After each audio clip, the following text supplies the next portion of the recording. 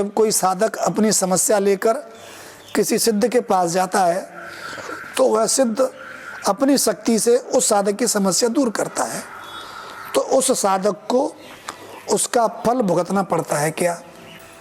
आपके यहाँ पर जो आमदार होता है, खासदार होता है, आमदार या खासदार एमएलए एमपी बनने के बाद उसको उसकी पद के अनुसार आमदार होगा तो उसको स्टेट गवर्नमेंट कुछ बजट देती है जन कल्याण के लिए।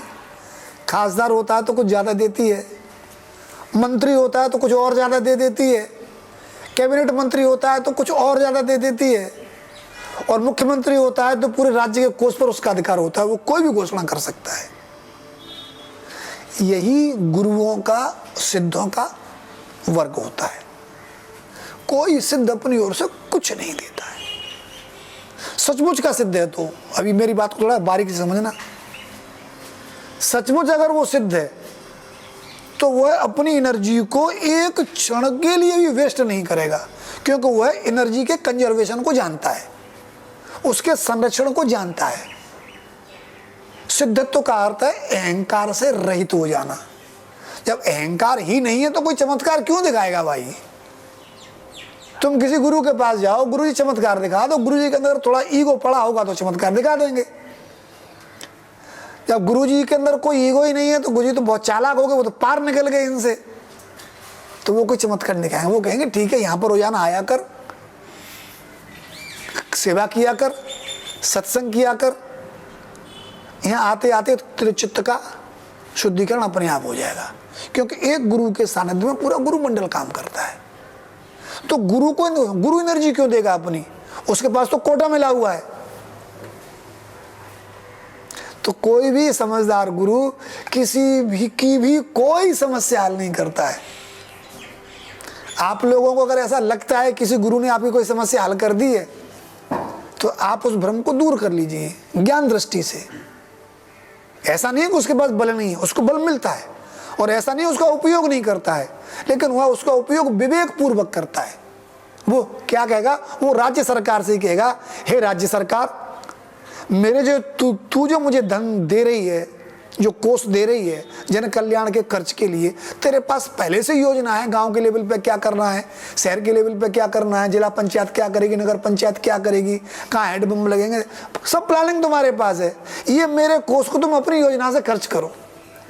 मुझे क्यों झंझट में डाल रहे हो बिना वजह कि मैं एक की यहाँ करूँ दूसरे की मना करूँ? आ रहा है? समझ में नहीं आ रहा है?